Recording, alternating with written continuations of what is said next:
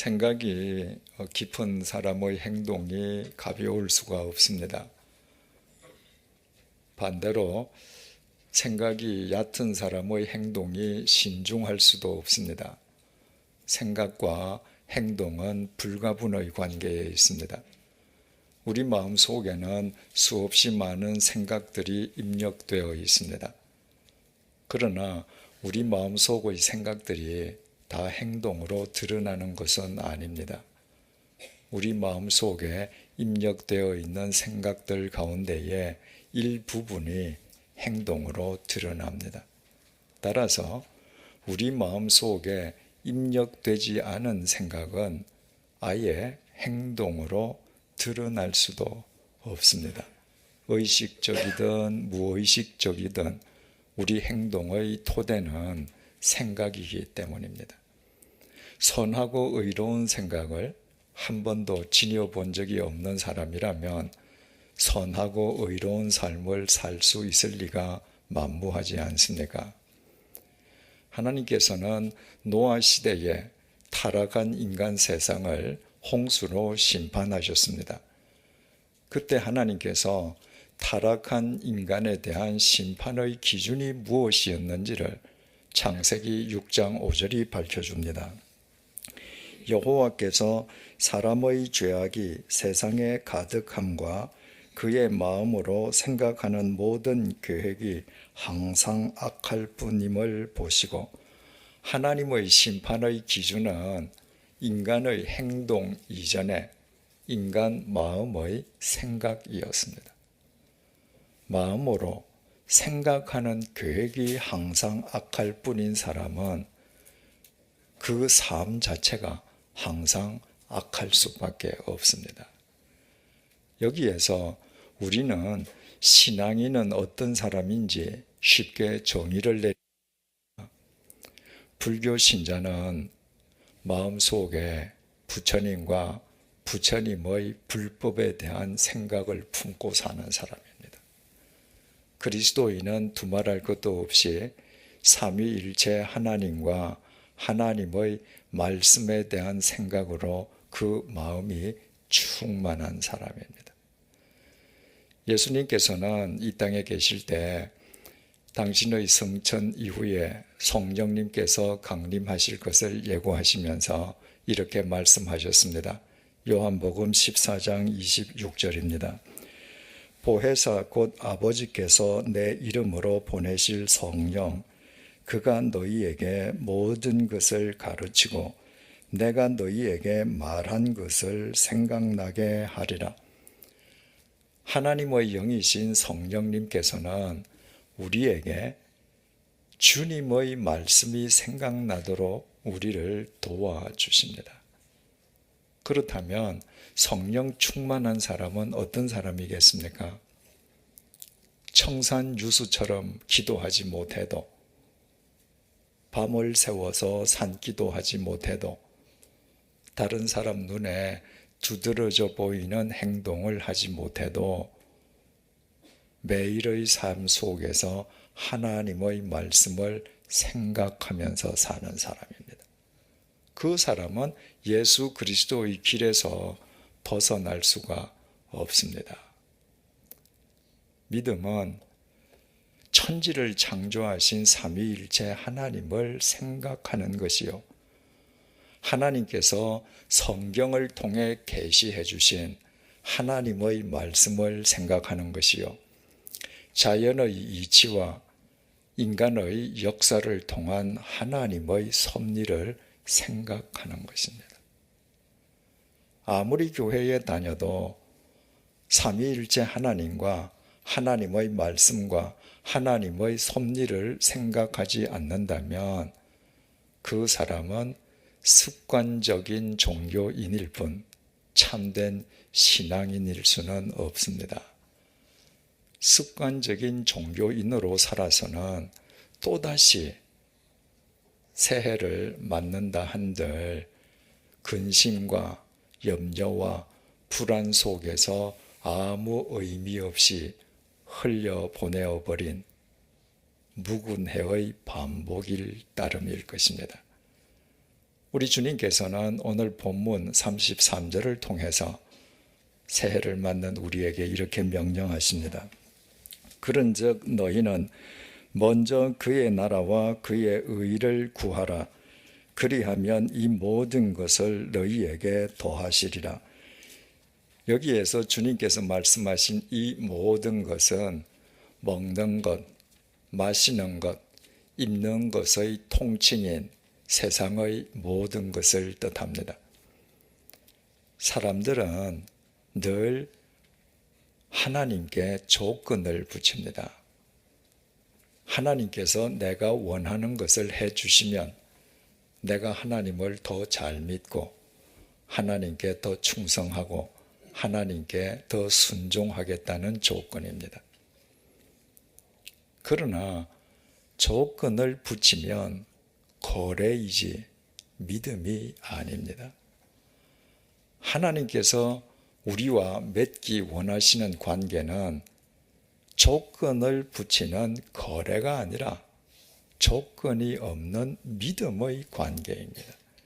이것이 주님께서 우리에게 너희는 먼저 하나님의 나라와 그의 의를 구하라고 명령하시는 까닭입니다. 한마디로 말씀드리면 삶의 우선순위를 하나님께 두라는 것입니다. 바로 그것이 믿음이고 그렇게 믿으면 하나님께서 책임지신다는 것입니다. 믿음은 우선순위의 문제입니다. 아무리 신앙 연륜이 길어도 자기 자신에게 삶의 우선순위를 두는 사람은 하나님과 거래하려는 사람이지 하나님을 믿는 사람일 수 없습니다. 아기를 막 낳은 여인이 자기 삶의 우선순위를 갓 태어난 아기에게 주듯이 젊은 남녀가 사랑에 빠지면 자기 삶의 우선순위를 사랑하는 연인에게 먼저 두듯이 믿음은 언제 어디에서나 어떤 상황 속에서나 자기 삶의 우선순위를 하나님께 먼저 드리는 것입니다. 조금만 생각해도 믿음의 이치가 이렇게 확연한데 사람들이 하나님을 믿기보다 하나님과 자꾸 거래하려고 하는 것은 생각 없이 믿기 때문입니다. 그래서 주님께서 오늘 본문 25절에서 28절을 통해서 이렇게 말씀하십니다. 그러므로 내가 너희에게 이르노니 목숨을 위하여 무엇을 먹을까, 무엇을 마실까, 몸을 위하여 무엇을 입을까 염려하지 말라. 목숨이 음식보다 중하지 아니하며 몸이 의복보다 중하지 아니하냐. 공중의 새를 보라. 심지도 않고 거두지도 않고 창고에 모아 들이지도 아니하되 너희 하늘 아버지께서 기르시나니 너희는 이것들보다 귀하지 아니하냐. 너희 중에 누가 염려함으로 그 키를 한 자라도 더 할 수 있겠느냐. 또 너희가 어찌 의복을 위하여 염려하느냐. 들의 백합화가 어떻게 자라는가 생각하여 보라. 수고도 아니하고 길쌈도 아니하느니라. 하나님을 믿는다고 하면서도 자기 자신에게 삶의 우선순위를 두느라 가난하면 가난한 대로, 부유하면 부유한 대로 세상의 것들에 얽매여서 근심과 불안과 초조로부터 벗어나지 못하는 인간들에게 주님께서는 생각하여 보라고 명령하십니다.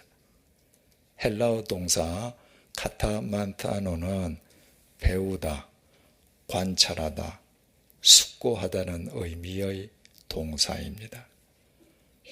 저 창공을 나는 새들에게서 한번 배워보십시오. 새들이 먹을 씨를 뿌립니까? 가을이면 추수해서 1년 먹을 양식을 창고에 쌓아둡니까?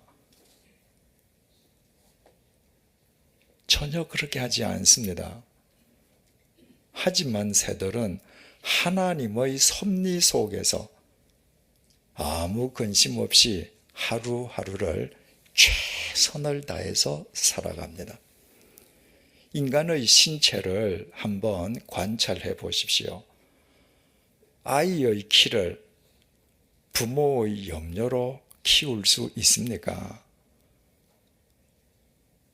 염려로는 1mm의 키도 키울 수 없습니다. 하지만 끼니를 제대로 때우지 못하는 아무리 가난한 집 아이라도 하나님께서는 자랄 만큼 자라게 하십니다. 또 들에 피어 있는 꽃들이 어떻게 피고 자라는지 한번 생각해 보십시오.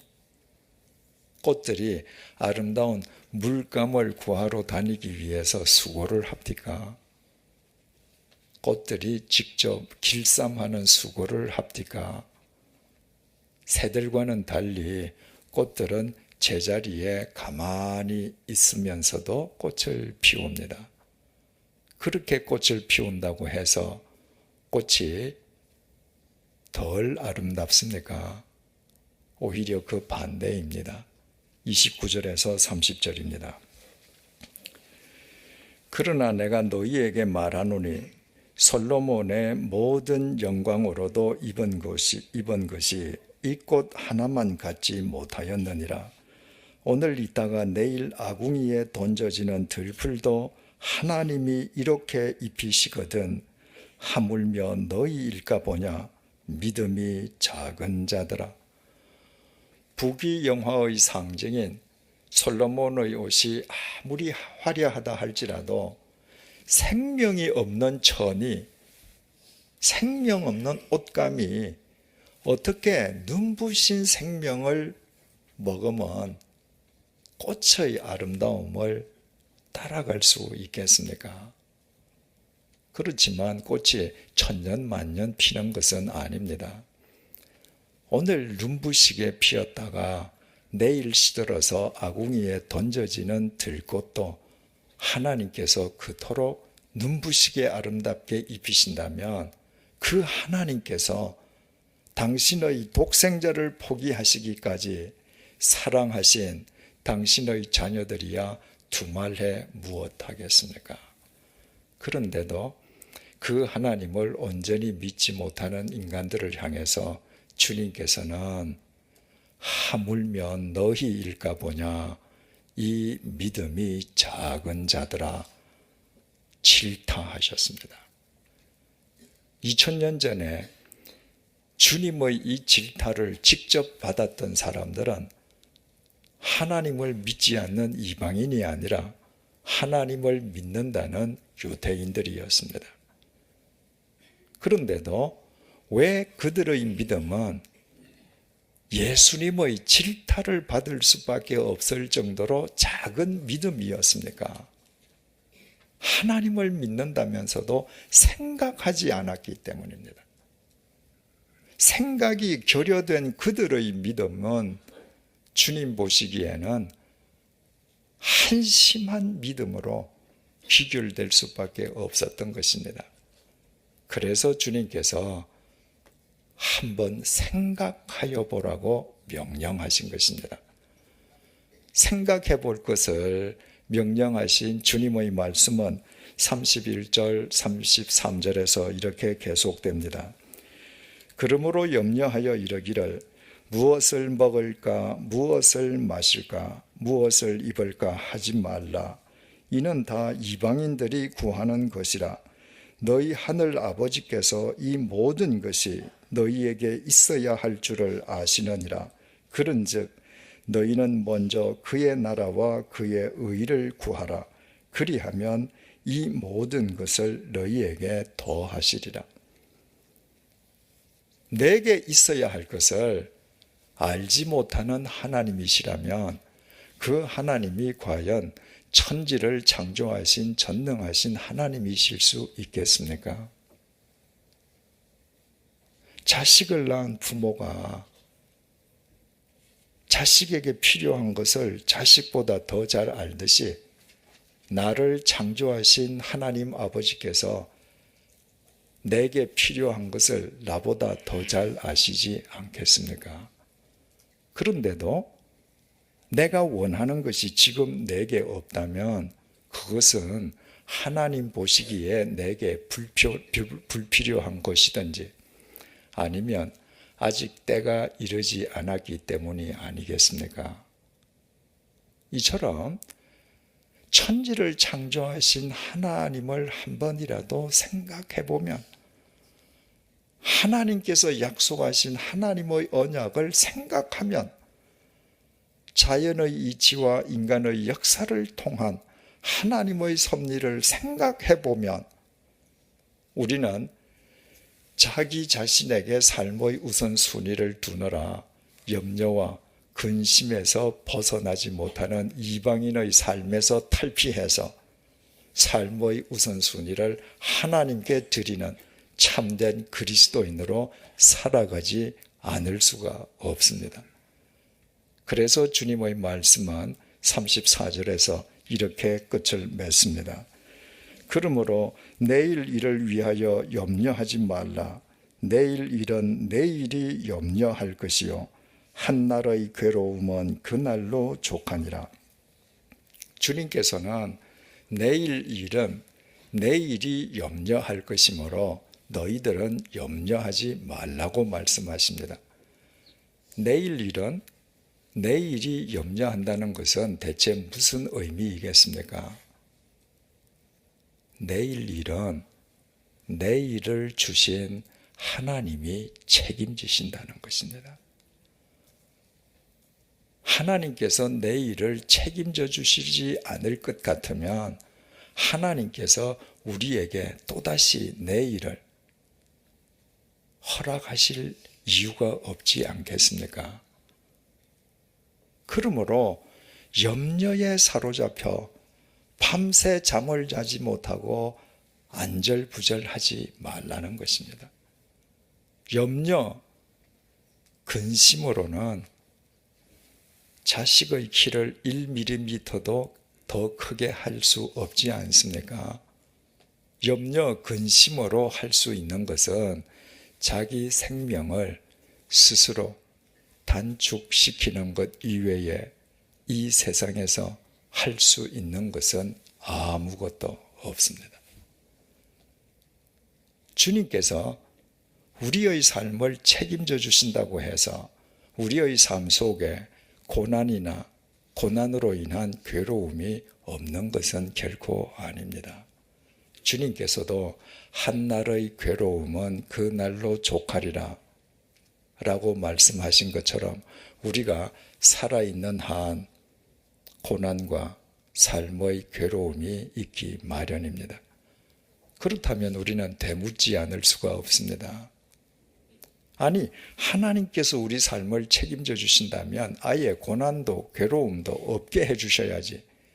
왜 우리 삶을 책임져 주신다면서 구태여 고난과 괴로움을 겪게 하시는 것입니까?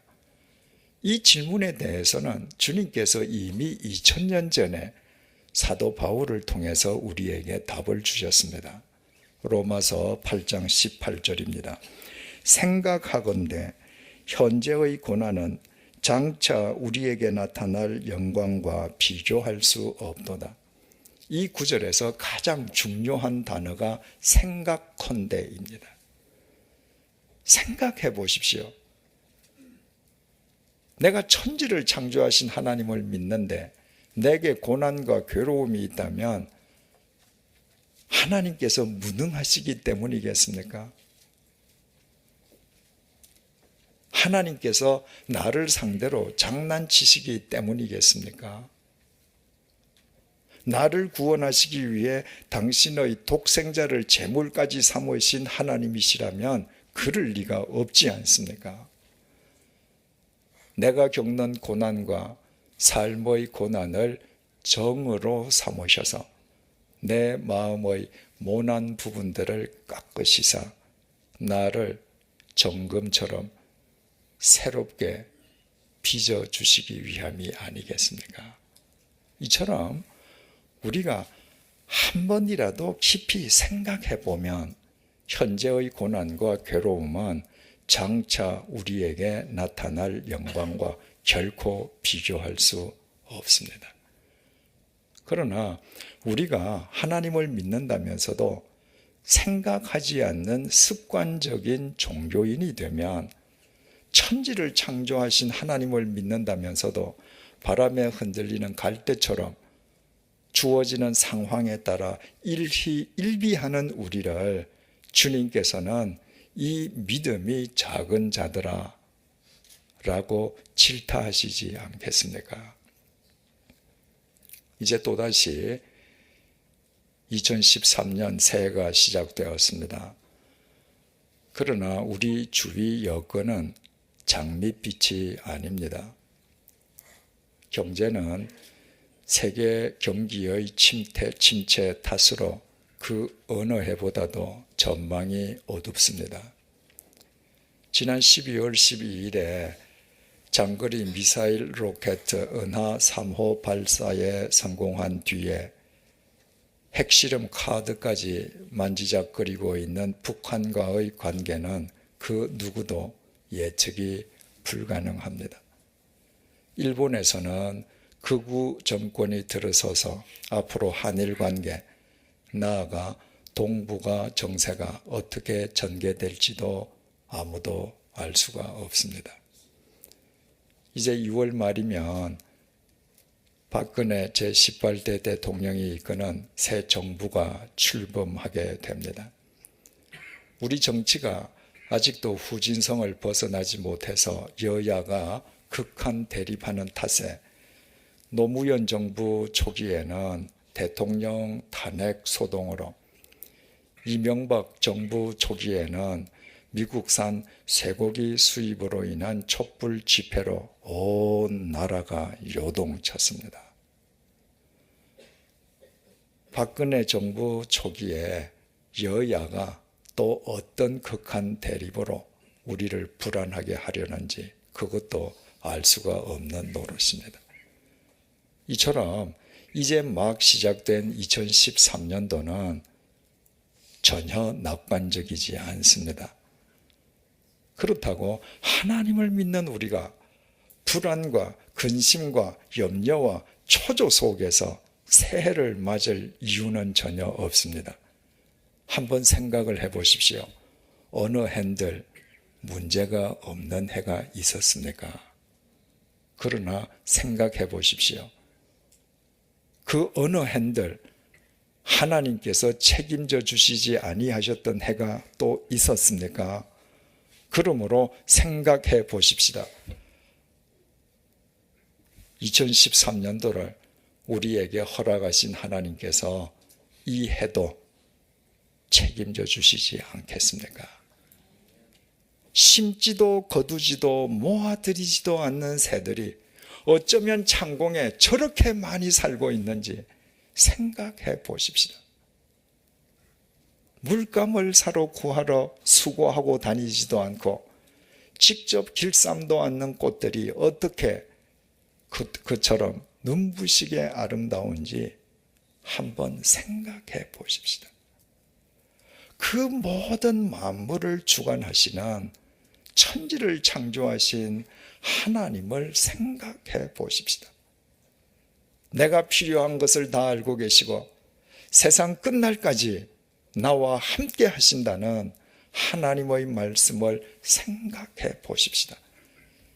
이 세상 무엇이 대체 우리를 두렵게 하겠으며 우리가 두려워할 것이 무엇이겠습니까? 우리 모두 하나님을 생각하고 하나님의 말씀을 생각하고 하나님의 섭리를 생각하는 그리스도인으로 새해를 맞이하십시다. 그리고 언제 어디에서든 어떤 상황 속에서든 하나님께 삶의 우선순위를 드리는 참된 그리스도인이 되십시다. 비록 폭풍이 몰아쳐도 눈보라가 부러친다 할지라도 하나님께서는 반드시 그 모든 것을 합력하여 우리의 삶 속에 당신의 선한 뜻을 이루실 것이요, 우리 각자의 2013년은 하나님에 의해 진정한 새해로 엮어질 것입니다. 기도하시겠습니다. 우리를 믿으시고 또다시 한 해의 기회를 더 허락해 주셔서 감사합니다.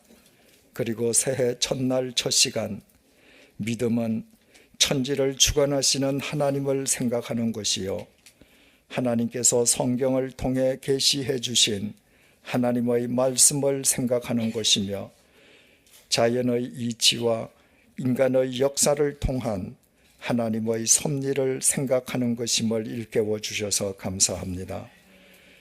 근심과 불안의 구름이 나를 덮치려 할 때 심지도 거두지도 않는 새들을 먹이시고 길쌈도 않는 꽃들을 입히시는 하나님을 생각하게 해 주십시오. 고난의 괴로움이 닥칠 때 현재의 고난은 장차 우리에게 나타날 영광과 비교할 수 없다는 하나님의 말씀을 생각하게 해 주십시오.